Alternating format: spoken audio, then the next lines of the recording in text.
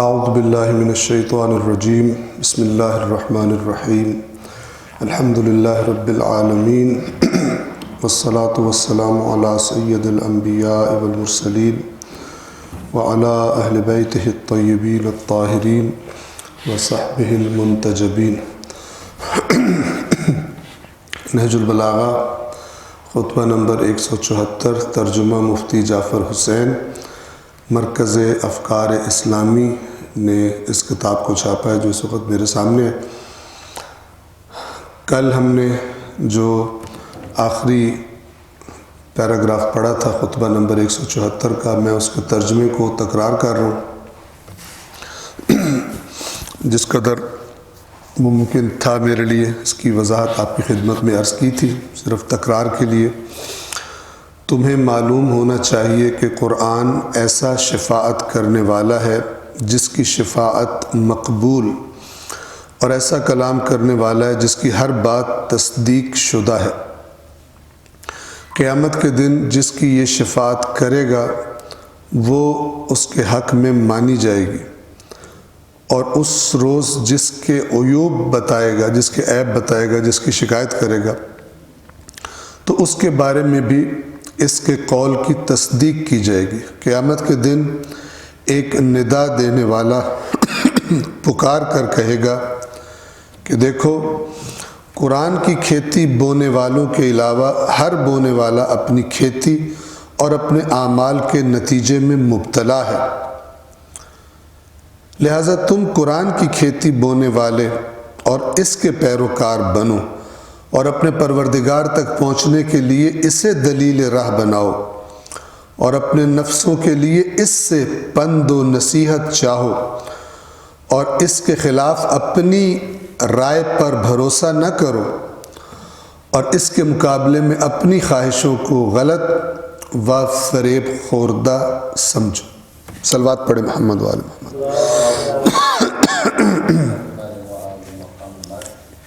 اس کے بعد جو اگلے الفاظ ہیں، العمل العمل ثم النہایت النہایہ والاستقامت الاستقامہ ثم الصبر الصبر والورع الورع۔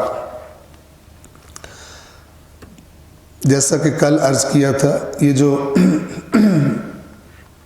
عربی زبان میں جب کسی چیز کے بارے میں بہت تاکید کرنی ہو، خبردار کرنا ہو، اور یہ کہنا ہو کہ اس کو اپنے اوپر لازم کر لو، یا اگر کوئی خطرناک چیز ہو تو کہا جا رہا ہو کہ اس سے خبردار ہو جاؤ، اس سے ڈر جاؤ، تو پھر اس چیز کا جو نام ہوتا ہے اس کو 2 بار ریپیٹ کرتے ہیں، اور اس کے اعراب یعنی اس کے جو اوپر ہم سادہ اردو میں کہیں جو زیر زبر پیش ہوتی ہے تو اس کے آخر میں زبر آتی ہے، فتح آتی ہے، جیسے یہاں پر العمل العمل، العملو نہیں، نہ العمل، ٹھیک ہے۔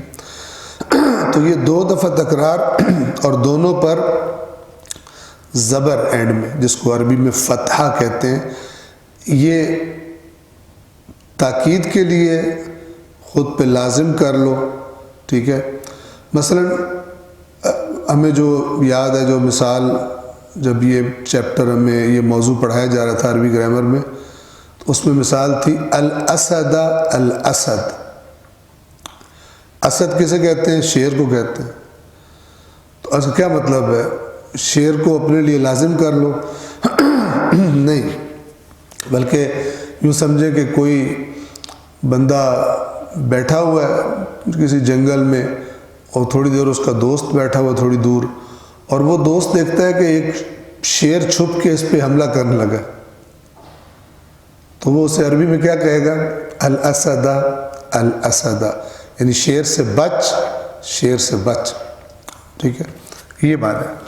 تو اگر کوئی چیز بچنے والی ہے، دونوں صورتوں میں، چاہے خطرناک چیز ہے چاہے اچھی چیز ہے، اس کے بارے میں ہوشیار رہو، جو تقاضا بنتا ہے اس کے ساتھ ریئیکشن رد عمل کا، وہ رد عمل، وہ عمل اختیار کرو، وہ رویہ اختیار کرو۔ تو مولا آغاز کر رہے ہیں کس سے؟ عمل پر تاکید سے۔ فرماتے ہیں العمل، العمل،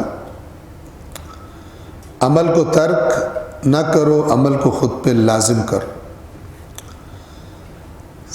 ثم النہایت، النہایت، پھر نہایت یعنی انتہا۔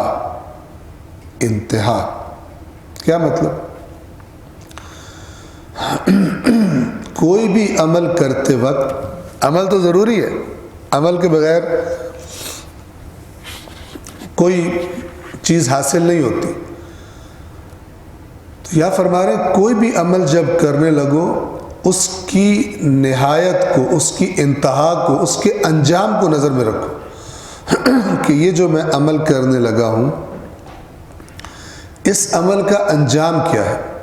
اب دیکھیں یہ جو شروع میں عمل ہے، اس عمل سے کون سا عمل مراد ہے؟ آیا اللہ کے لیے عمل کرنا یا نہیں؟ یعنی تم پریکٹیکل بنو، عمل کرنے والے بنو۔ ٹپیکلی دنیا کے لیے نہیں کہا جا، دین کے لیے نہیں کہا جا رہا، بلکہ تم عامل بنو، سست نہ بنو، کام چور نہ بنو۔ تو ہم اسی معنی کو لیتے ہیں، پریفرنس دیتے ہیں۔ بھلا کیوں؟ اس لیے کہ دین اسلام یہ نہیں کہتا کہ آخرت کے لیے عمل کرو اور دنیا کے لیے نہیں کہتا۔ ہم نے کل بھی آپ کی خدمت میں عرض کیا تھا کہ عمل جو ہے یہ کل سے مراد ہے، مثلا پہلے یہ عرض کیا جا چکا مطلب کہ ہر عمل جو انسان کرتا ہے اس کی دو طرح کی نیتیں ہو سکتی ہیں۔ نیت یعنی ارادہ، کیوں کر رہا ہوں یہ، یا اس کی وہ نیت اور ارادہ فقط دنیا مورد نظر ہے، اتنے پیسے مجھے مل جائیں، یہ دنیاوی مقصد مجھے حاصل ہو جائے، اور یا نہیں، بلکہ وہ جو بھی کرتا ہے در نہایت اللہ کی رضا کا طلبگار ہے وہ کرنے سے۔ مثلا اپنے بچوں کو اسکول بھیجتا ہے اس لیے نہیں کہ آخری ہدف دنیا اس کے ذہن میں ہے، بلکہ اس لیے کہ اللہ کا حکم ہے کہ مثلا انسان جاہل نہ رہے۔ اللہ چاہتا ہے کہ علم حاصل کر کے معاشرے کے مفید افراد بن سکیں، جس بھی شعبے میں جائیں کوئی معاشرے کا کوئی نہ کسی درد کا درمان کر سکے۔ یہ اللہ ذہن۔ تو ہم اس العمل سے ہر عمل مراد لیتے ہیں کہ پریکٹیکل بنو، عمل کرنے والے بنو، محنتی بنو، عمل کو خود پہ لازم کر لو۔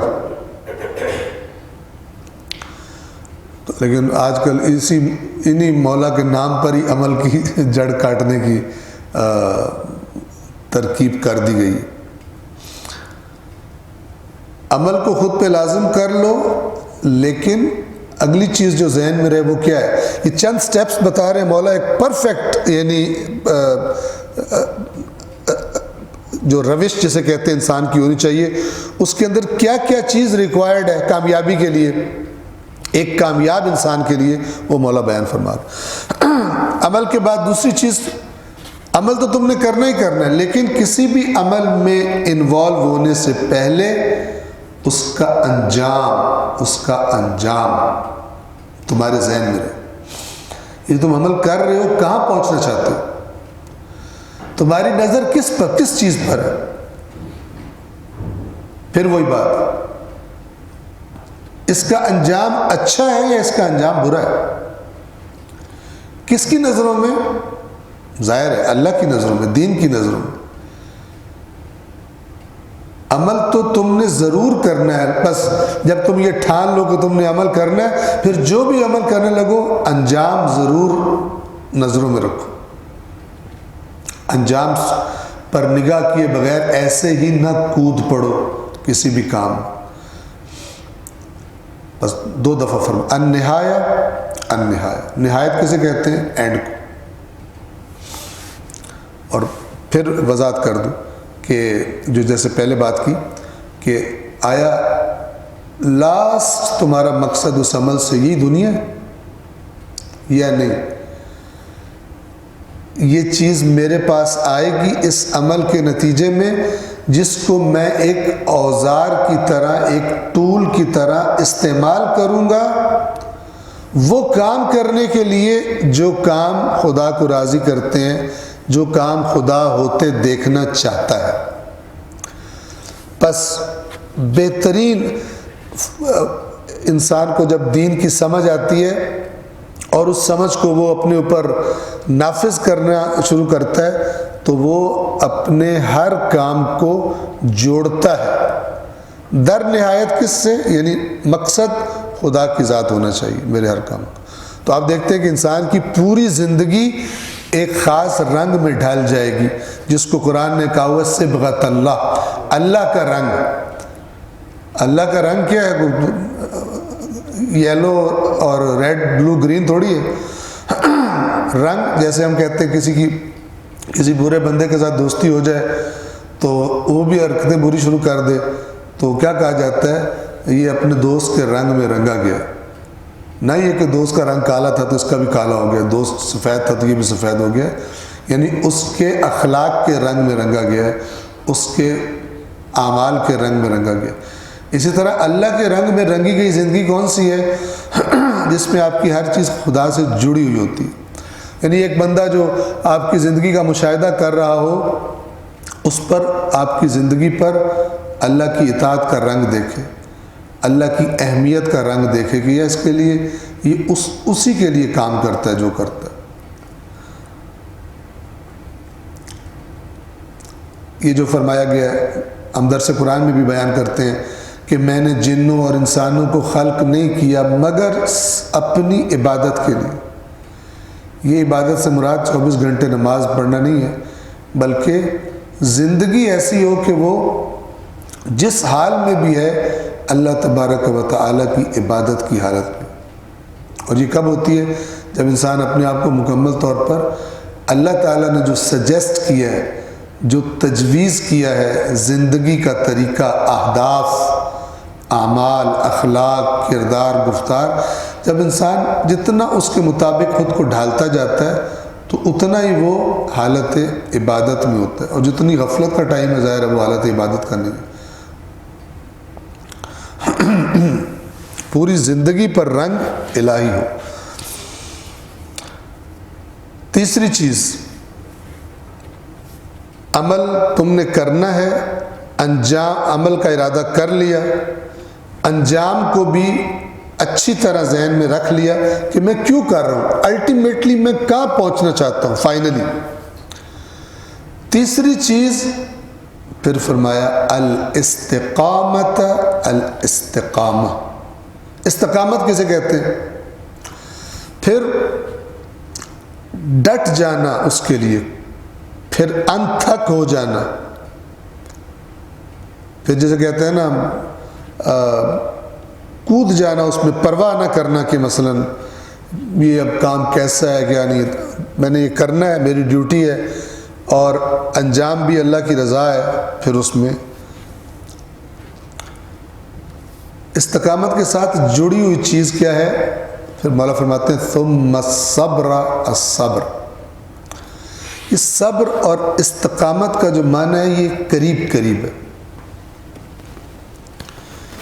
استقامت اصل میں مستقیم قیام سے ہے، یعنی جیسے اللہ تعالیٰ فرماتا ہے نا کہ اقم وجہک للدین حنیفا، اپنے رخ کو بالکل سیدھا کر لے دین کے لیے۔ کوئی کجی کو ٹیڑھا پہننا ہو، 1 گھنٹہ دین، 5 منٹ بریک لے کے بے دینی، پھر 2 گھنٹے دین، پھر 10 منٹ کی بریک بے دینی، یہ نہیں ہے۔ یعنی بالکل سیدھا رخ اپنا متعین کر لو دین کی طرف۔ حنیفاً، ہر بےہودگی سے، باطل سے بیزاری، ایک سنجیدہ ترین انسان کہ جو سنجیدہ ترین سے یہ مراد نہیں ہوتی کبھی مسکرائے بھی نہ کبھی ہنسے بھی نہ، یہ نہیں ہوتی مراد. اصل میں سنجیدہ ہے فارسی کا لفظ، اور اس کا جو اردو میں معنی لیتے ہیں نا وہ فرق ہے اس سے. فارسی والا معنی اصل میں اور بڑا اچھا ہے. وہ فارسی میں سنجیدن کہتے ہیں کسی چیز کو اچھی طرح پرکھنے سے. سنجیدہ کہتے ہیں جو چیز اچھی طرح پرکھی گئی ہو. اور سنجیدہ انسان اسے کہیں گے کہ مثلا کہ جو چیزوں کو ہلکا نہیں لیتا، لاپرواہی سے نہیں دیکھتا، بلکہ اچھی طرح چیزوں کو پرکھ کر اینالائز کر کے پھر اپنا ان کے بارے میں ڈیسیجن لیتا ہے کہ میں نے کیا رویہ رکھنا ہے اس کام کے بارے میں، اس مثلا پروجیکٹ کے بارے میں، اس چیزوں کے بارے میں. سنجیدہ. ہم سنجیدہ کو سیریس لیتے ہیں، جو انگلش میں جس کو سیریس کہا جاتا ہے، یعنی بڑا یوں جس کا منہ. استقامت میں پس سیدھا کھڑے ہونا ہے، اس کا یہ معنی.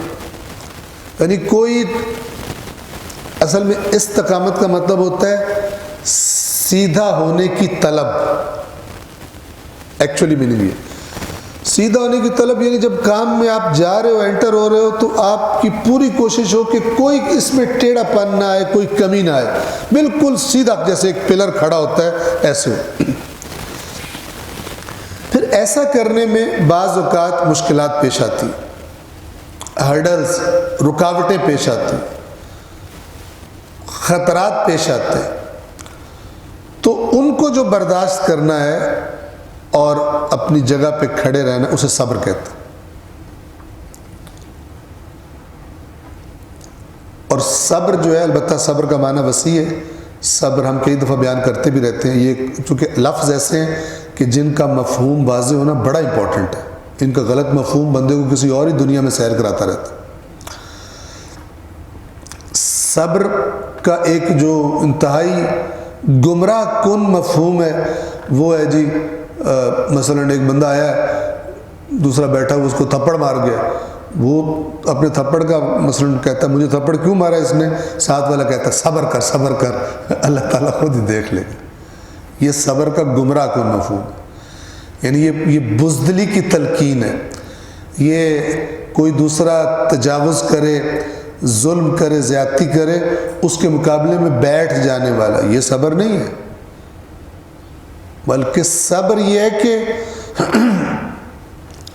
جو ایک ظالم کے مقابلے میں رویہ ہونا چاہیے اس پہ ڈٹ جاؤ. ڈرو نہیں ظالم سے کہ وہ طاقتور ہے، اس کے پاس وسائل زیادہ ہے، میرے پاس بندہ ہی کوئی نہیں. یہ صبر. اسی طرح ہم عام طور پہ سمجھتے ہیں کوئی بندہ بیمار ہو، ہم کہتے ہیں صبر کرو. کبھی کسی کو کوئی بہت خوش ہو اور اس نے کوئی پارٹی ارینج کی ہو، اپنے جشن، کوئی مثلا جناب اس نے کوئی جاب لگ گئی ہے، فلان ہوا، اس کو کبھی کسی نے کہا ہے صبر کرو. سب سے زیادہ صبر وہاں پہ چاہیے ہوتا. کیوں؟ چونکہ خوشی میں انسان زیادہ سرکش ہوتا ہے، زیادہ خدا کو بھولتا ہے. صبر یعنی اپنا کنٹرول ہاتھ سے نہ جائے، نہ غم قدم تمہارے ڈگمگا سکے، نہ خوشی تمہارے قدم سلپ کروا سکے. آپ دیکھیں غم اور خوشی میں کیا فرق ہے. غم کی کیفیت میں زیادہ چانس یہی ہوتا ہے کہ بندہ اللہ کے آگے سر رکھ دے، اللہ سے دعائیں مانگے، یا اللہ میرا مسئلہ حل کر دے. یہ ایکسپیکٹڈ ہوتا ہے. بیماری میں، غم، کسی کو پریشانی آ گئی، کوئی حادثہ ہو گیا. لیکن آیا خوشی میں ایکسپیکٹڈ ہوتا ہے کہ بندہ اللہ کے گڑ گڑائے گا، ٹھیک ہے، اللہ سے اسی طرح اٹیچ رہے گا جس طرح مشکل میں رہتا ہے؟ ایکسپیکٹڈ نہیں ہوتا. لہذا ائمہ اہل بیت علیہم الصلاۃ والسلام کی جو فرامین ہیں، ہیرے اور موتی، ان میں کہا گیا ہے کہ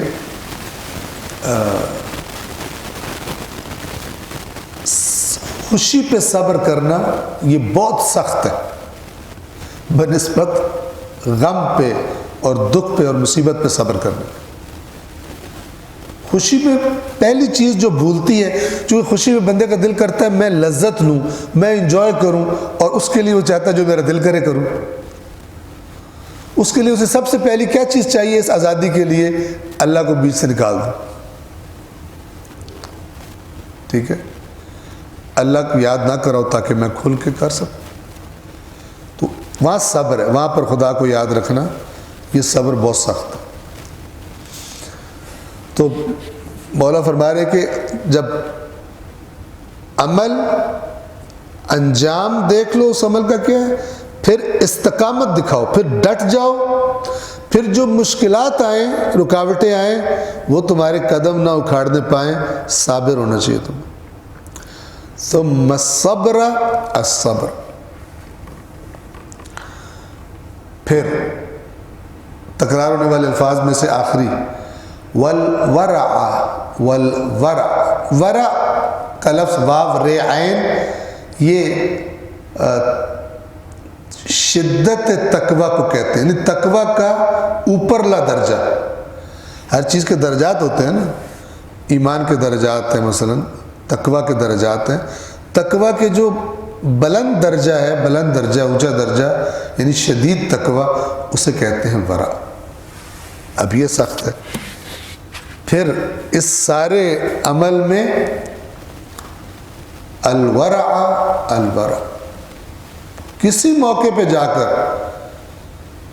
خدا کی نافرمانی نہیں کرو، اور وہ بھی اس معاملے میں تقوی کا نام بھی نہیں لیا بلکہ ورع کا نام لیا، یعنی فل الرٹ رہو۔ تو ان چیزوں کے بعد جو پروڈکٹ نکلے گی وہ بہترین کوالٹی کی پروڈکٹ ہوگی۔ جو نتیجہ اس کا ان صفات کے ساتھ جو کام کیا جائے گا، جو نتیجہ لیا جائے گا، وہ کیا ہوگا؟ پیور کوالٹی کے اعتبار سے بہترین کوالٹی۔ اور جناب جو بھی ایک اچھی پروڈکٹ میں اس کی کوالٹی میں چیزیں ملحوظ رکھی جا سکتی ہیں، وہ ساری اس میں عمل، نہایت، استقامت، صبر اور ورع۔ ورع کی تھوڑی سی میں یعنی اس کو ایکسپلین کر دوں، تھوڑا سا مزید کھول دوں کہ یہ اوپر والی ساری کوالٹیز ہوں، عمل ہو، انجام مد نظر ہو، استقامت ہو، صبر ہو، تقوی نہ ہو، ضائع۔ تقوی نہ ہو تو کیا ہے؟ ضائع۔ کیوں؟ اس لیے کہ قرآن کریم فرماتا ہے انما یتقبل اللہ من المتقین، اللہ صرف متقین سے قبول کرتا ہے۔ یعنی ادھر لائن لگا کے بندے کھڑے ہو جائیں اللہ کی بارگاہ میں مثلا عطیات دینے کے لیے، صدقات دینے کے لیے، اللہ سب کے قبول نہیں کرے گا، ٹھیک ہے؟ خدا بند عالم کہے گا سب سے پہلے تو جو الگ ہو جاؤ نا اور نکل جاؤ یہاں سے، وہ ہیں جن کا مال ہی حلال نہیں ہے۔ وہ تو کسی کا مال کھا کے اور تم مجھے ہدیہ کرنے آئے ہو، کسی کی جیب کاٹ کے، کسی سے رشوت لے کر، کسی کو فراڈ سے روپے کی چیز اس کو 1.5 روپے میں بیچ کے اب تم مجھے ہدیہ کیا کر، تم سمجھتے ہو کہ میں کوئی تمہاری طرح، تمہارے معاشرے میں جیسے بعض جج ہوتے ہیں، کرپٹ جج ہوں میں کہ پیسے کھا کے اوپر والے تمہارے حرام میں سے باقی تمہیں میں فیصلہ کر دوں گا کہ اب یہ ٹھیک ہے۔ بعض پاکستان میں جو یہ پراپرٹی ٹائکونز ہیں، یہ کیا کرتے ہیں، جب سرکاری زمین پر یا مثلا اور لوگوں کی زمین پہ قبضہ کر لیتے ہیں تو جس طرح سنا ہے ہم نے، ظاہر قریب سے دیکھا تو نہیں، نہ ہی کسی ایسی انویسٹیگیشن ٹیم کا حصہ رہے، لیکن جو سنا ہے کہ یہ لوگ جب اپنا ایک ہدف حاصل کر لیتے ہیں، جتنی زمین ایکوائر کرنی تھی، قبضے شبضے جائز نجائز کر لیتے ہیں، پھر آپ دیکھیں کیا کرتے ہیں، پھر یہ کسی کو مدعی بنا کر خود ہی اپنے خلاف کیس کروا دیتے ہیں عدالت، خود ہی اپنے اوپر کیس کرواتے ہیں کہ اس کیس میں جج سر سے پہلے بات ہو جاتی بھی جائز مناسب کو جرمانہ کر دیجیے گا، جائز مناسب. تو وہ پیسے دے کر، مثال کے طور پر 10 ارب کی زمین ہے مثلا، 2-3 ارب روپیہ دے کر باقی 7 ارب عازم ٹھیک ہو گیا، عازم ہو گیا. اور چونکہ کورٹ نے اب ڈیسیجن دے دیا کہ اب یہ اس کا مالک ہے، اب کوئی اس کو ہلا بھی نہیں سکتا. یعنی اپنے حرام پر تھوڑا سا جرمانہ دے کر ان کو کچھ چچ کو کھلاؤ، کچھ ادھر کرو، اور سارا کر کے کورٹ سے لکھوا لو جناب کہ یہ زمین اب تمہاری. جج بھی خوش، جج کی بیگم بھی خوش، اس کے بچے بھی خوش، اور یہ وہ بھی خوش جن کی زمین کا بیڑا غرق ہوا، وہ پتہ نہیں خوش یا نہ خوش. ٹھیک ہے، ان کو بھی تھوڑا تھوڑا دیتے ہیں، لیکن اتنا ہی کہ جتنا خدا جانے. ٹھیک ہے، ایسے واقعات چونکہ کئی دفعہ سنے، بعض لوگ جو ان میں انوالو تھے وہ بھی بتاتے ہیں، تو ہم بتا رہے. تو تقوی اگر نہ ہو تو نیک، یہ تو خیر میں دنیا داری والی باتیں کر رہا تھا، دنیا داروں کی باتیں. اگر کوئی نیکی کرنا چاہے اور اس نیکی کی بیس تقوی پہ نہیں ہے، وہ بھی ضائع. عمل اگر تقوی کی بیس پہ نہیں ہے، ضائع.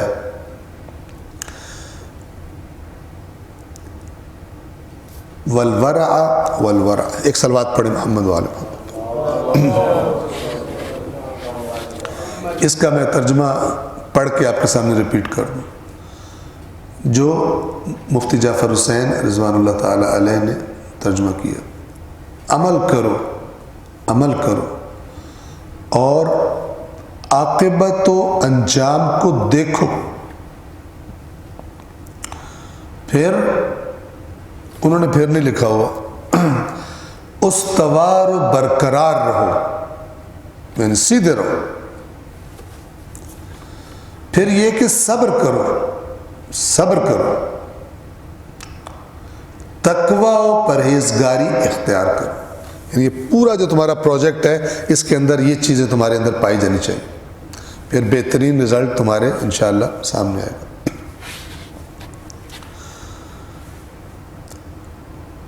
پھر اپنی اس بات کی یہ جو چیزیں بتائی ہیں مولا، گویا انہی کی وضاحت میں آگے گفتگو کا سلسلہ جاری رکھتے ہیں.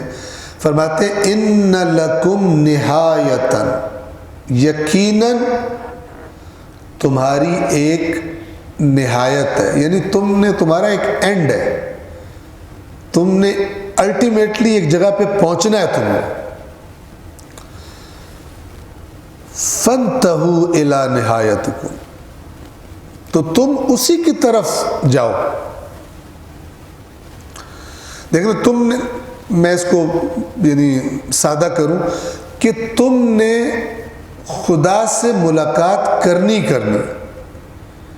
یا ایھا الانسان انک کادح الی ربک کدحا فملاقیہ. سورہ انشقاق، سورہ انشقاق 30ویں سپارے میں اللہ تعالیٰ فرماتا ہے کہ اے انسان، یا ایھا الانسان، اے انسان. اب انسان یا ایھا المومن نہیں کہا، یا ایھا الکافر، یا ایھا المنافق نہیں کہا، یعنی سب انسانوں کے لیے یہی ہے، سب کی یہی کیفیت ہے. کیا؟ انک کادح الی ربک، تو بڑی تیزی سے اپنے رب کی طرف جا رہا ہے، بڑی سپیڈ سے جا رہا ہے. قدح، یہ جو ہے قاد، انک کادح الی ربک، یہ کہتے ہیں کوئی بڑی سخت محنت کر کے، کوشش کر کے کوئی کام کرنا. تو بڑی کوشش کر رہا ہے رب سے ملاقات کی، بڑی تیزی سے جا رہا ہے. فملاقیہ، تو اس سے ملاقات کرے گا. مولا کیا فرمانا چاہ رہے ہیں کہ وہ ملاقات اچھی ہونی چاہیے. ملاقات تو ہونی ہی ہونی ہے، رب کے سامنے پیش تو ہونا ہی ہونا ہے، لیکن ضروری نہیں کہ وہ ملاقات بڑی خوشگوار ہو تمہارے لیے.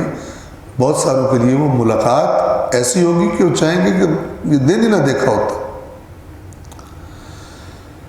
تمہارے لیے ایک نہایت ہے، ایک تمہاری انتہا ہے، اس انتہا کی طرف جاؤ.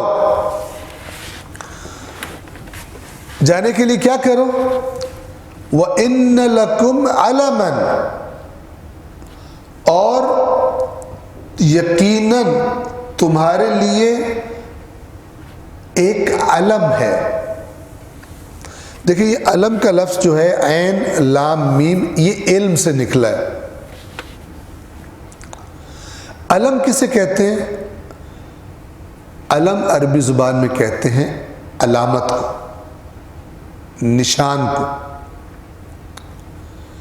یہ جو ہم بھی پرچم کربلا اور پرچم مثلا حضرت عباس کو علم کہتے ہیں، یہ بھی یہی معنی ہے، یعنی یہ علامت ہے، یہ نشان ہے، نشانی ہے۔ تو مولا فرما رہے ہیں وَإِنَّ لَكُمْ عَلَمًا فَاهْتَدُوا بِعَلَمِكُمْ، یقیناً تمہارے لیے ایک علامت موجود ہے، ایک علم موجود ہے، نشان منزل موجود ہے۔ فَاهْتَدُوا، پس ہدایت لو، بِعَلَمِكُمْ، اپنے اس علم سے، اس نشان راہ سے، اس علامت سے۔ اور مولا کی مراد کون سی ہے؟ وہی جس پر تاکید فرما رہے ہیں اور آگے آ بھی جائے گا۔ وہ علم کون ہے؟ قرآن مجید۔ اور یہ ایسی علامت ہے کہ اس معاملے میں کوئی چیز اس کا مقابلہ آج نہیں کر سکتی ہمارے پاس، جو ہماری دسترس میں ہے، اس اعتبار سے کہ یہ پیور ہے، کہ یہ خالص ہے، کہ یہ محفوظ ہے، الفاظ بھی اللہ کے ہیں، اور نہ باطل سامنے سے نہ پیچھے سے اس میں نہیں آ سکتا۔ لا یأتیہ الباطل من بین یدیہ ولا من خلفہ، نہ آگے سے نہ پیچھے سے، باطل کا اس میں کوئی دخل نہیں۔ یہ اللہ خود کوالٹی بیان فرما رہا ہے اس کی۔ تو پھر سب سے بڑی علامت کیا ہوئی؟ خود قرآن، سب سے بڑا علم منزل کا یہ ان ھذا القرآن یہدی للتی ہی اقوم، یقیناً یہ قرآن ہے جو اقوم، سب سے سیدھے راہ کی طرف ہدایت کرتا ہے۔ اور یقیناً البتہ پھر قرآن مجید کے ساتھ ظاہر ہے کہ ہم ثقلین کو مد نظر رکھتے ہوئے قرآن مجید کی تفصیلات کے لیے، قرآن مجید کی جزئیات کے لیے محمد و آل محمد علیہ الصلوۃ والسلام۔ وَإِنَّ لِلْإِسْلَامِ غَایَةً، اور یقیناً اسلام کی ایک غایت ہے۔ یہ جو دین آیا ہے یہ ایک جگہ پر انسان کو پہنچانے کے لیے آیا ہے، ایک مقصد کے لیے آیا ہے۔ فَانْتَهُوا إِلَىٰ غَایَتِهِ، بس تم اسلام کی غایت تک پہنچو۔ یہ بہت بنیادی ترین چیز ہے کہ میں اپنے دین کے بارے میں اپنے ذہن میں کیا تصور رکھتا ہوں کہ یہ دین کس لیے ہے۔ صحیح بھی ہو سکتا ہے، میرا تصور غلط بھی ہو سکتا ہے۔ صحیح کیا تصور ہے؟ وہ پہلے خطبے میں آپ جو میں نے پڑھا تھا آپ کے سامنے، اس میں کیا تھا کہ اللہ نے اپنے رسول کو مبعوث فرمایا تاکہ اللہ کے بندوں کو بتوں کی عبادت سے نکال کر اللہ کی عبادت کی طرف لے جائے، اور شیطان کی اطاعت سے نکال کر اللہ کی اطاعت کی طرف لے جائے۔ یہ نہایت ہے اسلام، یہ غایت ہے، یعنی الٹیمیٹ مقصد، کہ ایک ایسا بندہ ہو جو نہ خدا کے سوا کسی کی عبادت کرتا ہے، نہ اس کے سوا کسی کے آگے جھکتا ہے، اطاعت کرتا ہے اس کو۔ یہ مجھے پتہ ہونا چاہیے۔ لیکن ہو سکتا ہے کہ کسی شخص کے ذہن میں دین کا مقصد کیا ہے؟ دین کا مقصد حصول دنیا ہے، لہذا وہ دین میں عالموں سے غیر عالموں سے کوئی قرآن کی آیت بتائے نا کہ میرے تنخواہ زیادہ ہو جائے، کوئی قرآن کی آیت بتائیں، یہ مسئلہ دنیا حاصل کرنے کا ایک ٹول ہے دین، یعنی اصل مقصد دنیا ہے، اس مقصد تک پہنچانے کے لیے دین میں بھی ورد اور وظیفے اور چیزیں ملتی ہیں جس کی وجہ سے تم دنیا زیادہ کر لو گے دوسروں کی نسبت. یہ بھی ایک دین کا تصور ہے. ایک دین کا تصور یہ ہے کہ دین تمہاری ہدایت کے لیے ہے, یہاں پر اگر اس ہدایت پہ عمل کرو گے اس کا نتیجہ ابدی زندگی میں بہت اچھا پاؤ گے. ٹھیک ہے. اور ایک یہ تصور ہے کہ دین اس لیے آیا کہ دنیا میں بھی تمہیں کوآپریٹ کرے گا دنیا حاصل کرنے میں, اور آخرت میں بھی تمہاری سفارش ہو جائے گی اور تم چھوٹ جاؤ گے تم نے جتنے بھی کرپشن اور گناہ کیے ہو. یہ بھی دین کا ایک کانسیپٹ ہے. تو مولا فرما رہے ہیں اسلام کی ایک غایت ہے, غایت کہتے ہیں انتہائی مقصد کو, تو تم اس کی غایت کی طرف جاؤ, پہنچو. پھر اس کی وضاحت فرما رہے ہیں وَخْرُجُوا إِلَى اللَّهِ, اور اللہ کی طرف نکلو.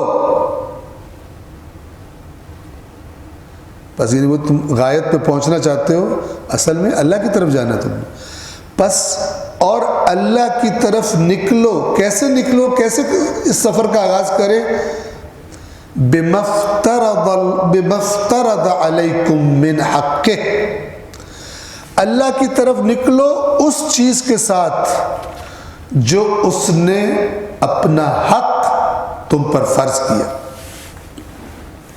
خدا تم پر حق رکھتا ہے تمہارا خالق ہونے کے اعتبار سے, تمہارا رازق ہونے کے اعتبار سے وہ تم پر حق رکھتا ہے, تو تم اس کی طرف نکلو ان چیزوں کے ساتھ جو اس نے تم پر فرض کی ہے, اور وہ اس کا حق ہے.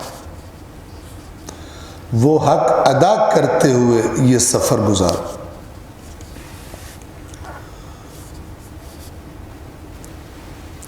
جو اس نے تم پہ فرض کیا ہے اس کا حق. وَبَيَّنَ لَكُم مِّن وَظَائِفِهِ, اور بیان کر دیا ہے اس نے تمہارے لیے جو اس کے فرائض ہیں. یعنی وہ تمہیں کون سی ڈیوٹیز اس نے دی ہوئی ہیں, اس نے بیانہ, اس نے روشن بیان کر دیا. تو ادھر چلو. انا شاہد لکم, میں تمہارے لیے گواہ, یعنی میں تمہارے حکمران کے طور پر, تمہارے امام کے طور پر, تمہارے سربراہ کے طور پر روز قیامت گواہی دوں گا کہ میں نے جو کام کہے احکامات دیے. ظاہر ہے اللہ نے زمین پہ آ کے تو نہیں, اللہ تعالیٰ نے لوگوں کی آنکھوں کے سامنے کھڑے ہو گئے انسانی شکل میں یا اس طرح احکامات تو نہیں صادر کرنے. اللہ کا نمائندہ جو ہے زمین پر وہ جاری کرے گا. مولا فرما رہے ہیں کہ میں جو بھی تم سے کہہ رہا ہوں اس کے مقابلے میں تم اطاعت کرتے ہو یا نافرمانی, چستی کرتے ہو یا سستی, میں گواہی دوں گا. میرے ساتھ نکلتے ہو یا نہیں نکلتے, قیامت کے دن میں گواہی دوں گا کہ میں نے اس کی طرف دعوت دی تھی, ان لوگوں نے میری دعوت قبول نہیں کی. جنہوں نے قبول کی ہوگی ان پر بھی گواہی دوں گا کہ میرے ساتھ آیا تھا, اور جو نہیں آئے ہوں گے ان پر بھی گواہی دوں گا کہ میرے ساتھ نہیں آیا تھا. سورہ آل عمران میں اللہ تعالیٰ فرماتا ہے جب جنگ احد میں نقصان ہو گیا, بہت سارے مسلمان روایات کے مطابق تقریباً 72 کے قریب مسلمان شہید ہو گئے, جیتی ہوئی جنگ خراب ہو گئی. اس کے بعد اللہ نے بہت ساری آیات, یہ جو حادثہ پیش آیا تھا اس سے سبق لینے کے لیے اللہ نے بہت ساری رہنمائیاں فرمائی. وہاں بھی ایک جگہ پہ اللہ فرماتا ہے کہ اگر تمہیں آج زخم لگا ہے تو اس سے پہلے ان کو بھی زخم لگ چکا ہے, مطلب بدر میں, اور ان ایام کو ہم لوگوں کے درمیان گھماتے ہیں, پھیرتے رہتے ہیں. آج تم خوش ہو کل تمہارا دشمن خوش ہے, آج تم غمگین ہو کل وہ غمگین. یہ جو اپ ڈاؤنز ہیں، یہ جو نشیب و فراز ہیں، یہ جو خوشیاں اور غم ہیں، یہ ہم لوگوں کے درمیان پھیرتے رہتے ہیں۔ کیوں پھیرتے ہیں؟ توجہ کریں۔ وَتِلْكَ الْأَيَّامُ نُدَاوِلُهَا بَيْنَ النَّاسِ، ہم ان ایام کو لوگوں کے درمیان پھیرتے رہتے ہیں۔ وَلِيَعْلَمَ اللَّهُ الَّذِينَ آمَنُوا، تاکہ اللہ جان لے ان کو جو ایمان لائے۔ جب آزمائش آتی ہے تو پھر ایمان والے ان سے الگ ہو جاتے ہیں، جو جن کے ایمان 2 نمبر، جو منافق ہے، انہیں جب موت سامنے دکھائی دیتی ہے تو نہیں جاتے، لیکن حقیقی مومن چلے جاتے ہیں۔ بس یہ جو آزمائشیں اللہ تعالیٰ فرماتا ہے انہیں ہم پھیرتے رہتے ہیں تاکہ اللہ جان لے ان کو جو ایمان لائے ہیں۔ وَيَتَّخِذَ مِنْكُمْ شُهَدَاءَ، اور تاکہ تم میں سے اللہ گواہ بنا لے، تم میں سے اللہ گواہ بنا لے۔ کس بات کی گواہ بنا لے؟ مثلا میدان احد لے لو، میدان احد میں کس نے کیا کیا؟ اللہ فرما رہا ہے یہ جو آیا ہے نا، یہ تاکہ ہم گواہ بنے، کون میدان میں رہا، کون میدان سے چلا گیا، کس نے دین کی نصرت اپنی آخری سانس تک کی، اور کس نے جب افراتفری دیکھی تو وہ بھاگ کے چلا گیا، مثال کے طور پر۔ گواہ، تاکہ اللہ ان میدانوں میں، میدان ہائے جنگ میں اللہ گواہ بنا لے اپنے، اور قیامت کے دن یہ گواہیاں سامنے آئیں گی۔ اور سب سے بڑے گواہ اپنی امتوں کے انبیاء ہوں گے، اور اگر ہم اپنی بات کریں رسول اللہ ہوں گے، اور رسول اللہ کے بعد ان کی آل ہوگی، اور اس کے بعد مومنین ہوں گے، کیونکہ ہر زمانے میں یہ بات تو کام تو جاری ہے نا۔ کچھ لوگ اللہ کے دین کی طرف دعوت دیتے ہیں، کچھ لوگ لفٹ کراتے ہیں، کچھ لوگ تھوڑی لفٹ کراتے ہیں، کچھ لوگ کبھی کبھی کراتے ہیں، کبھی نہیں کراتے، کچھ کراتے ہی نہیں ہیں۔ تو جب میدان حشر سجے گا تو سب آئیں گے۔ مثلا کوئی بندہ آ کے کہے کہ جی میں تو بڑا اپنے کاروبار میں لگا ہوا تھا، تو خدا پھر اس شخص کو بلائے گا کہ جس نے کبھی نہ کبھی اس کو دعوت دی ہوگی، کہا کہ تمہیں دعوت نہیں پہنچی تھی، وہی دعوت کہ جو اللہ اور رسول کی دعوت تھی، اس ذریعے سے، اس وسیلے سے میں نہیں پہنچی تھی، تم نے رسپونڈ ہی نہیں کیا، تم نے اسی کو ترجیح دی رکھی۔ تو قیامت کے دن کا ایک اہم جو فینومینا ہے وہ گواہیاں ہیں۔ جیسے عدالت میں گواہ بلائے جاتے ہیں، اسی طرح گواہ بلائے جائیں۔ حضرت عیسیٰ کا قصہ کئی دفعہ ہم نے بیان فرمایا کہ اللہ تعالیٰ سورہ مائدہ کے آخر میں کہ اللہ تعالیٰ حضرت عیسیٰ سے بلا کر فرمائے گا، میں خلاصہ بیان کر رہا ہوں، کہ تو نے اپنی قوم سے کہا تھا کہ تجھے اور تیری ماں کو معبود بنا لو، وہ اظہار برات کریں گے، وہ کہیں گے یا اللہ میں تو کیسے کہہ سکوں، اس کا مجھے حق ہی نہیں تھا، اور اگر میں نے تو وہی کہا جو تو نے مجھے حکم دیا تھا، اور اگر میں نے کوئی ایسی بات کی ہو تو تو بہتر جانتا ہے۔ ادب، یعنی میں جو میرے اندر ہے میں بتا رہا ہوں، لیکن تو مجھ سے بہتر جانتا ہے، اگر میں نے کی ہو تو بہتر جانتا ہے۔ اور وہاں پہ حضرت عیسیٰ کہیں گے کہ جب تک میں ان کے درمیان رہا میں گواہ ہوں کہ میں نے یہی باتیں کی، اور جب تو نے مجھے ان کے درمیان سے اٹھا لیا تو پھر تو نگران تھا، اور تو ہر چیز پر نگران،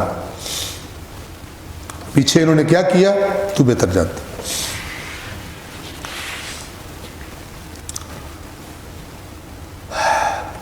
بس اللہ کی طرف نکلو ان چیزوں کے ساتھ جو اس نے اپنا حق تم پہ فرض کیا ہے، اور جو اس نے اپنے فرائض تمہارے لیے بیان فرما دیے ہیں۔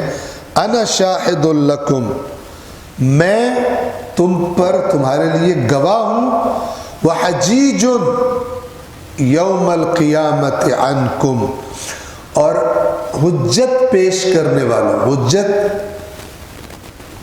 یعنی دلیل، قیامت کے دن میں تمہاری طرف سے دلیل پیش کروں گا کہ انہوں نے یہ کام کیے تھے، نہ یہ کہ کام کیے ہی نہیں تھے کہوں گا یہ میری پارٹی ہے چھوڑ دو ان کو، یہ نہیں ہے۔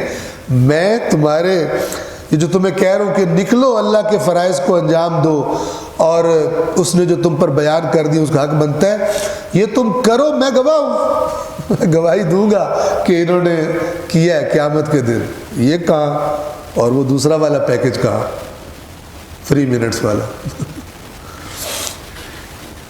زیادہ اس پہ زور ہوتا ہے۔ مولا تو یہ فرما رہے حجیجن، میں تمہاری طرف سے حجت پیش کرنے والا ہوں یوم القیامت، قیامت کے دن، عنکم، تمہارے بارے میں، کہ انہوں نے کام کیے تھے یا انہوں نے کام نہیں کیے تھے۔ صلوات پڑھے محمد والے۔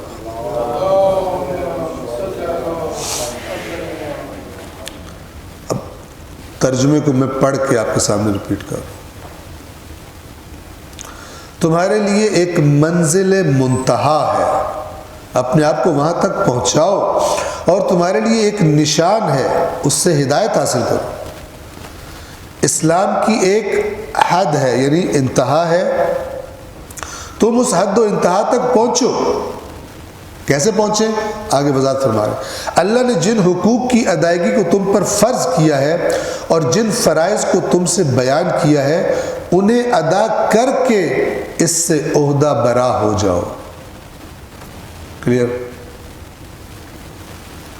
میں تمہارے اعمال کا گواہ۔ آپ سوچیں، میں قرآن کے بارے میں بھی کہتا ہوں اور نہج البلاغہ کے بارے میں بھی عرض کر رہا ہوں کہ جن بندوں نے نہیں دیکھا قرآن کو اور نہیں نہج البلاغہ کی باتوں کو دیکھا مثال کے طور پہ، انہیں مرنے کے بعد کتنا پچھتاوا ہوگا کہ جو انہوں نے سنا تھا مولا کے بارے میں آگے سے کچھ اور نکلا ہے۔ اس سے شدید پچھتاوے کا تصور ہی نہیں کیا جا سکتا، کیونکہ اس پچھتاوے جیسا پچھتاوا کوئی بھی نہیں ہو سکتا۔ کیوں؟ اس لیے کہ اس کو کمپنسیٹ کرنے کا کوئی چانس دوبارہ نہیں ملے گا، اصلاح کرنے کا، مرمت کرنے کا کوئی چانس نہیں ملے گا۔ اور بندہ یعنی کیا کرے گا؟ پیٹے گا۔ جو قرآن میں اللہ کہتا ہے نا اپنے ہاتھوں پر کاٹیں گے لوگ، یہ ہاتھوں پہ کاٹنا اسی لیے ہوگا کہ یار میرے گھر میں، میرے پہلو میں یہ چیزیں پڑی ہوئی تھی اور میں کتنا بڑا بے وقوف تھا، میں کتنا بڑا غافل تھا، کتنا بڑا بے عقل تھا کہ میں ان کو دیکھنا بھی میں نے نہیں گوارا کیا، اور میں سن کے پتہ نہیں کون سی جنت کے کون سے مقامات میں اپنے آپ کو سمجھتا تھا۔ کیوں؟ کیا فرما رہے؟ اللہ نے جن حقوق کی ادائیگی کو تم پر فرض کیا ہے، جن فرائض کو تم سے بیان کیا ہے، انہیں ادا کر کے اس سے عہدہ برا ہو جاؤ۔ یہ کتنا کلیئر ہے؟ میں تمہارے اعمال کا گواہ اور قیامت کے دن تمہاری طرف سے حجت پیش کرنے والا ہوں۔ آگے چلیں، الا، آگاہ ہو جاؤ، وَإِنَّ الْقَدَرَ السَّابِقَ قَدْ وَقَعَ، جو تقدیر سابق تھی وہ واقع ہو گئی۔ اس سے خاص طور پر مراد مولا کو ظاہری خلافت کا مل جانا، یعنی جو تقدیر پہلے سے تھی وہ اب تمہارے سامنے واقع ہو چکی ہے، اور مثلا یہ خلافت مجھے مل چکی ہے۔ وَالْقَضَاءَ الْمَاضِيَ قَدْ تَوَرَّتْ، اور وہ فیصلہ جو کہ کر دیا گیا تھا وہ وارد ہو گیا، وہ آ گیا اس کا ٹائم۔ قدر اور قضاء میں کیا فرق ہے؟ قدر کہتے ہیں مقدار کو، یہ جو لفظ ہے نا تقدیر، یہ بھی ہے مقدار کا اندازہ لگانا، معین کر دینا مقدار کو۔ ایک کپ چائے میں کتنی چینی ہونی چاہیے یہ تقدیر ہے، ایسا اس کو میجر کرنا، کس قدر چینی ہونی چاہیے، کتنے گرام چینی ہونی چاہیے، اس میجرمنٹ کو، اس اندازہ گیری کو کہتے ہیں عربی میں تقدیر. ٹھیک ہے؟ جو تقدیر کرتا ہے اسے کہتے ہیں مقدر، اندازہ معین کرنے والا، اندازہ لگانے والا. اور جو معین کیا جاتا ہے اسے کہتے ہیں مقدر. جو مقدر آپ کو پتہ ہے، ٹھیک ہے نا؟ مقدر یعنی معین کر دیا گیا مقدار یا اندازہ. ٹھیک ہے؟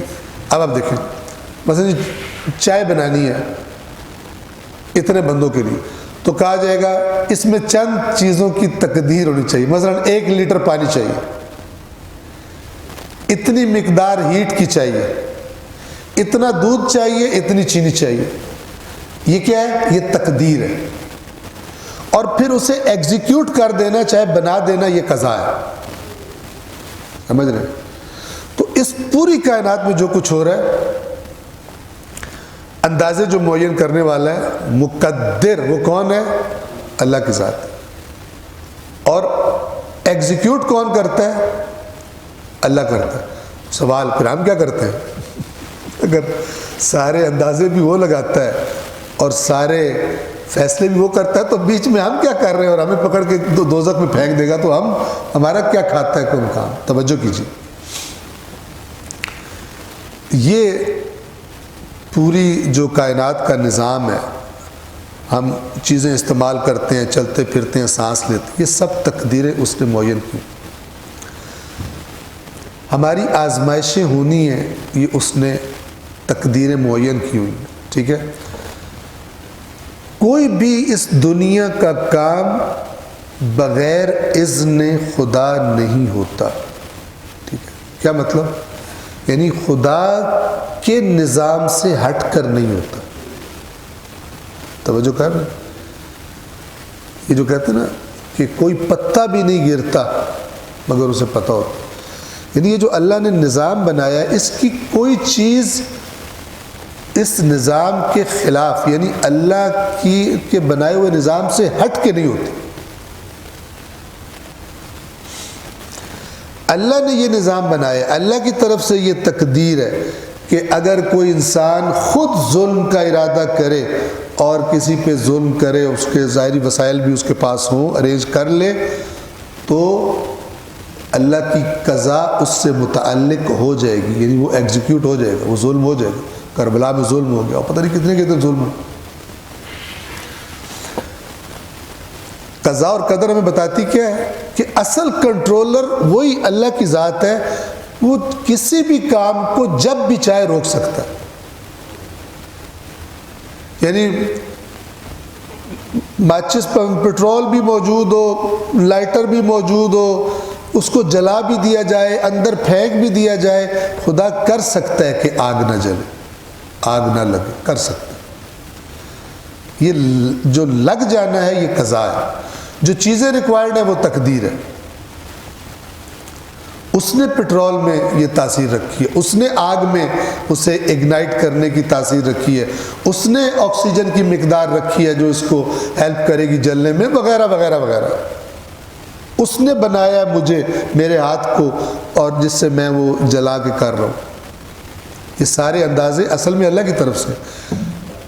لیکن یہ کام ہوگا، قضا ہوگا، یعنی اگر خداوند عالم نہ روکنا چاہے تو پھر یہ ہو جائے گا. چاہے تو روک دے، جیسے بعض اوقات استثنائی اس کی مصلحت کے مطابق وہ چیزیں پیش آتی ہیں جن کو ہم معجزہ کہتے ہیں.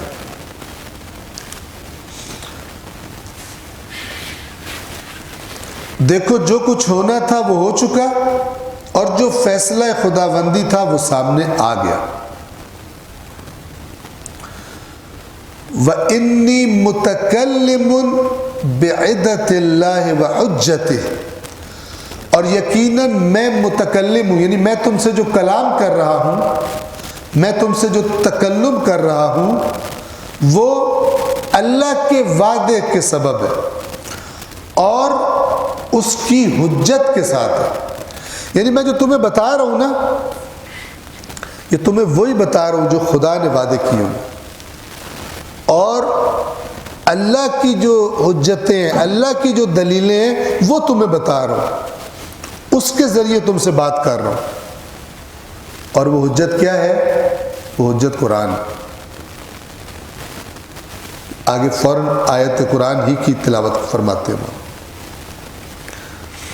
اور گویا اشارہ کر رہے ہیں وہ جو اوپر کہا تھا نا، عمل اور استقامت اور سارا کچھ، اب اس کے لیے شاہد لا رہے ہیں، قرآن کی آیت کو گواہ لا رہے ہیں۔ کہہ رہے ہیں میں تم سے اللہ کے وعدوں کے مطابق بات کر رہا ہوں، جو اللہ نے وعدے کیے ہوئے ہیں، اور میں تم سے اللہ کی حجت کے ذریعے بات کر رہا ہوں، یعنی قرآن کے ذریعے بات کر رہا ہوں۔ یعنی یہ جو اوپر میں جتنی باتیں کی ہیں، فرائض ادا کرو، فلان کرو، یہ کرو، استقامت دکھاؤ، ہر عمل میں تقوی ہونا چاہیے، انجام پہ مد نظر، یہ تمہیں میں کہاں سے لے کے باتیں بتا رہا ہوں؟ اللہ کے وعدے تمہیں بتا رہا ہوں اور اللہ کی حجت سے تمہیں بتا رہا ہوں۔ دیکھیے فرماتے ہیں قال اللہ تعالی، اللہ تعالی فرماتا ہے ان الذین قالوا ربنا اللہ، یقیناً وہ لوگ جنہوں نے کہا ہمارا رب اللہ ہے، ثم استقاموا، پھر اس پر استقامت کی انہوں نے۔ اب آپ خود سوچیں کہ اس سے کیا مراد ہے کہ گھر میں چپکے سے بیٹھ کے کہے بندہ کہ میرا رب تو اللہ ہے، پھر گھر ہی بیٹھ جائے میں تو پکا ہوں میرا رب اللہ ہے، باہر معاشرے کی تباہی ہو جائے، معاشرہ پورا اس طرف جانا شروع ہو جائے جس طرف خدا نہیں چاہتا، شیطان چاہتا ہے، یہ گھر بیٹھ کے تسبیح نکال رہا ہو میں استقامت کرتا ہوں میرا رب اللہ ہے، میں اس پر استقامت کرتا ہوں میرا رب اللہ ہے، یہ نہیں ہے دین۔ ٹھیک ہے، اگر اللہ کا دین قبول کیا تو اللہ کے دین کا خلاصہ کیا تھا؟ نہ اللہ کے سوا کسی کی عبادت، نہ اللہ کے سوا کسی کی اطاعت۔ تو پھر تم نے جب خود قبول کیا، اب اگلا سٹیپ کیا ہے؟ اگلا سٹیپ ہے امر بالمعروف نہی عن المنکر، دوسروں کو بھی حکمت سے، پلاننگ سے، کیا تمہارے حالات ہیں اور کس طرح کہاں سے تم اپنی موومنٹ کا آغاز کر سکتے ہو، پوری اس پلاننگ کے ساتھ اس سفر کا آغاز کرو۔ جتنی بھی پلاننگ کرو مشکلات آئیں گی، مصیبتیں آئیں گی، ہو سکتا ہے دینی رغبت کی وجہ سے کچھ دوست ہی تمہیں چھوڑ جائیں جو اس وقت تک دوست تھے جب تک تمہارے اندر دین کے جراثیم نہیں پائے جاتے تھے۔ دین کے جراثیم دیکھ کے کہتے یار اس کے سامنے تو بندہ کھل کے گپ بھی نہیں لگا سکتا، نہ کوئی جوک کر سکتا ہے، اس کو فارغ کرو، نہ بلایا کرو، ایسے اس کو بھی ٹینشن ہوگی، ہمیں بھی ٹینشن نہیں گی، رنگ میں بھانگ ڈال جائے گا، فارغ کر دیتے۔ ہو سکتا ہے دوستوں کی دوری برداشت کرنی پڑے، ہو سکتا ہے تانے برداشت کرنے پڑے، یہ معنی ہے استقامت جس کے ساتھ میں نے کہا صبر جڑا ہوا۔ یقیناً وہ لوگ جنہوں نے کہا ہمارا رب اللہ ہے، پھر ڈٹ گئے، استقامت، تتنزل علیہم الملائکۃ، ان پر فرشتے نازل ہوتے ہیں، اللہ تخاف، یہ کہ نہ ڈرو، ولا تحزن، غم نہ کرو، تنہا رہ گئے ہو غم نہیں کرو، دشمن تمہارا اتنا سٹرونگ ہے، نہ ڈرو۔ اب یہ فرشتوں کے نزول سے ہمارے ذہن میں کیا آتا ہے کہ انسانی شکل کی ایک چمکدار باڈی جس کے پیچھے دو پر ہیں اور ہاتھ میں ایک سٹار ہے، وہ اترتے ہیں اور کلام کرتے ہیں کہ نہ ڈرو۔ ایسا نہیں، اللہ تعالیٰ نے جو قرآن میں بیان فرمایا ہے کہ جب وہ لوگ جن کے دلوں میں ایمان ہوتے ہیں، جو حقیقی مومن ہوتے ہیں، جب بھی کسی بڑی مشکل کا سامنا کرتے ہیں تو اللہ تعالیٰ وَأَيَّدَهُمْ بِرُوحٍ مِّنْهُ، اللہ ایک روح کے ذریعے، ایک غیبی چیز کے ذریعے ان کی تائید کرتا ہے، یعنی گویا کہ تھپکی دیتا ہے، ہم ہیں پیچھے تمہارے، ڈرنا نہیں ہے، ٹھیک ہے ہم۔ یہ کیفیت صاحب ایمان کو اللہ عطا کرتا ہے بڑی مشکلات میں، جس کے مقابلے میں اپنے آپ کو وہ بڑا چھوٹا دیکھ رہا ہوتا ہے ظاہری وسائل کے اعتبار سے۔ تو اصل میں فرشتے، اب یہ ہمارے پاس ٹائم نہیں ہے، ٹائم ہمارا ختم ہو گیا. میں نے قرآن کے دروس میں ملک کا معنی بیان کیا تھا. اصل میں ملک، فرشتہ، ملک، بادشاہ، ملک، سلطنت، یہ اس میم، لام اور کاف کا جو یہ روٹ ورڈ ہے اس کا، اس میں طاقت اور فورس کے، قوت کے معنی پائے جاتے ہیں. وہ فورسز، وہ قوتیں جو اللہ کے حکم کی پابند ہیں، جو بارشیں برسانے والے، مثلا یہ کرنے والے، وہ کرنے والے، جو بعض اوقات آپ روایت میں پڑھتے ہیں بارش کے فرشتے، مثلا رزق کے فرشتے. اے فرشتے، ہمیں ذہن میں فوری انسانی شکل آتی ہے. جیسے جن کے بارے میں ذہن میں کیا آتا ہے؟ دو اس کے سینگ ہیں یا دانت بڑے بڑے ہیں، اور مطلب ایک خاص جو بچپن میں کارٹونوں میں دیکھتے رہے مثلا وہی جن آ جاتا ہے. یا جو وہ کارٹون پیٹ کرنے والوں نے تصویر جو فرشتے کی دکھائی ہے وہی ہمارے ذہن میں آ جاتا ہے. ایسے فرشتے نہیں ہیں. ہاں، فرشتہ انسانی شکل میں آ سکتا ہے، جیسے حضرت مریم کے صفت تمثل لہا بشرا سویا، بالکل پورا انسان بن کے مریم کے سامنے آ گیا، انسانی شکل اختیار کر. لیکن اس کی جو خلقت ہوئی ہے فرشتے کی، اس کی کیا شکل ہے اللہ بہتر جانے. قوت ہے، وہ بڑی قوتیں بھی ہیں، چھوٹے بھی ہیں، بڑے فرشتے بھی، چھوٹے فرشتے بھی. ٹھیک ہے، تو وہ قوتیں جو اللہ کے حکم کے بالکل پابند ہیں اور اس پوری کائنات کے مختلف جگہوں پر مامور ہیں، ان میں سے کچھ ایسے کہ جو صاحب ایمان کے دل کے پاس فوراً پہنچتے ہیں جب وہ دیکھتے ہیں کہ بڑی مشکل پیش آ گئی ہے، تو وہ اس کو سپورٹ کرتے ہیں. یہ قرآن کا ہے، اللہ تخاف، ان گویا اس کے دل میں سے آواز آتی ہے، تو کیوں ڈر رہا ہے؟ ولا تحزن، تمہیں لوگ چھوڑ گئے، کیا غم ہے تجھے؟ لوگ تو امام حسین کو چھوڑ گئے تھے، تو کیا چیز ہے؟ تو اگر ان کے راستے پہ چل رہا ہے تو ڈرنے کی بھی ضرورت نہیں ہے، غم کی بھی ضرورت نہیں ہے. اور کیا کہتے ہیں؟ وَأَبْشِرُوا بِالْجَنَّةِ، اور خوشخبری لو جنت کی. پہلے تو تمہیں بتا رہے ہیں،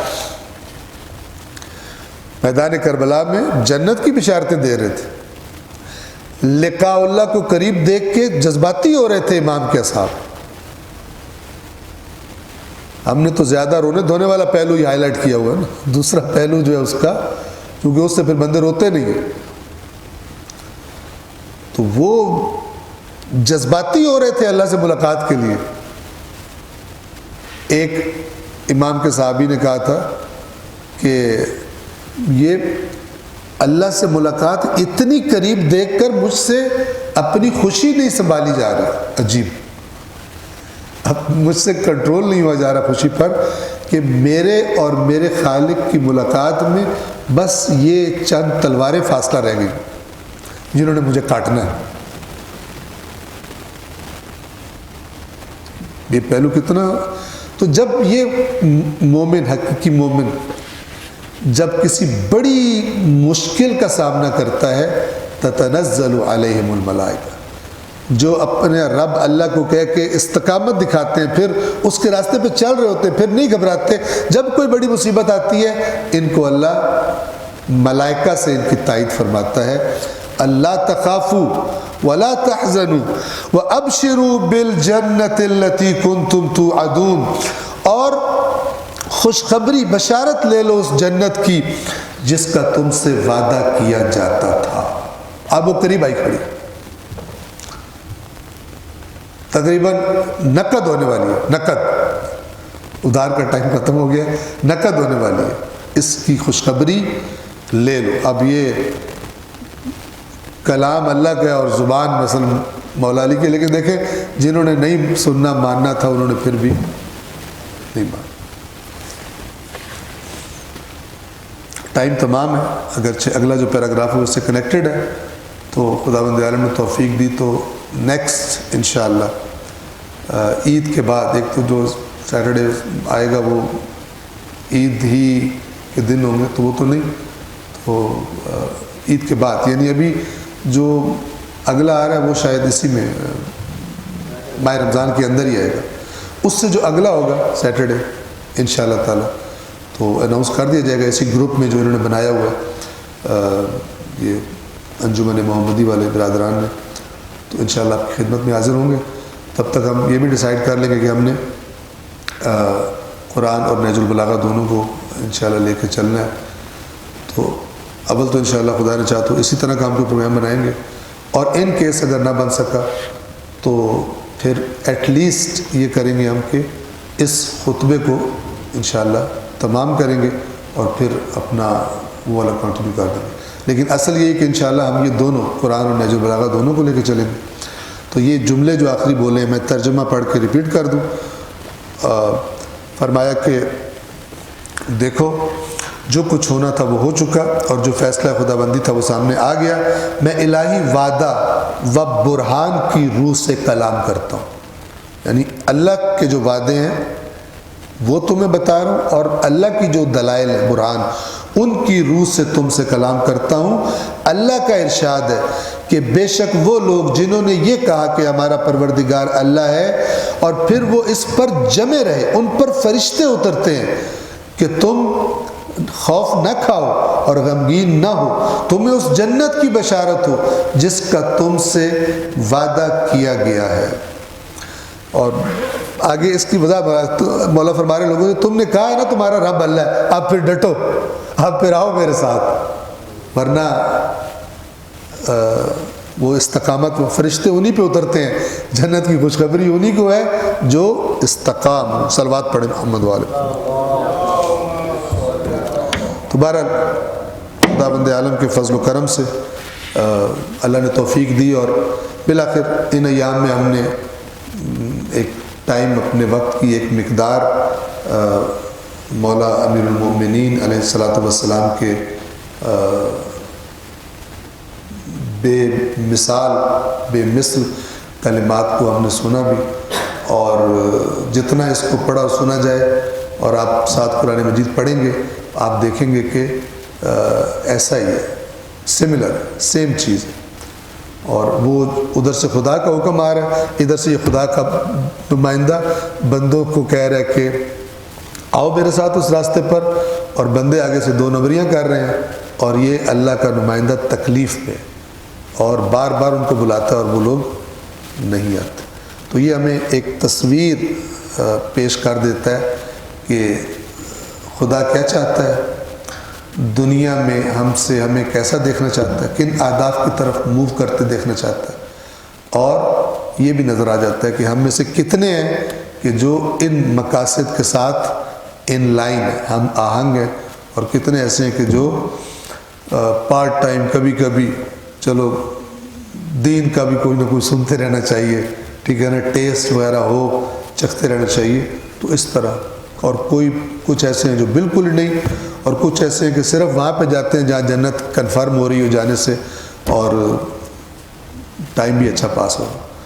تو یہ چیزیں سمجھنا اہم ترین ہے، چونکہ واپسی کی مہلت کسی کو نہیں دی جائے گی مرنے کے بعد، کہ چلو اب تو سمجھ آ گیا نا تجھے، اب ایک دو واپس جا پھر دوبارہ کر کے آ، یہ کسی کے پاس بھی گنجائش نہیں ہوگی۔ پروردگار عالم انشاءاللہ یہ جو باتیں بیان کی گئی میرے لیے بھی اور آپ کے لیے بھی، پروردگار ان کو بہتری کا سبب قرار دے، اور اللہ کی ذات سے ہمارے قرب میں اور ہمارے رابطے میں اضافے کا سبب قرار دے، اور اللہ تعالیٰ انشاءاللہ ہمیں جو قرآن اور محمد وآل محمد نے رخ دکھایا ہے زندگی کا، اسی رخ پر زندہ رہنے کی ہم سب کو توفیق عطا فرمائے۔ صلوات پڑھیں محمد وآل۔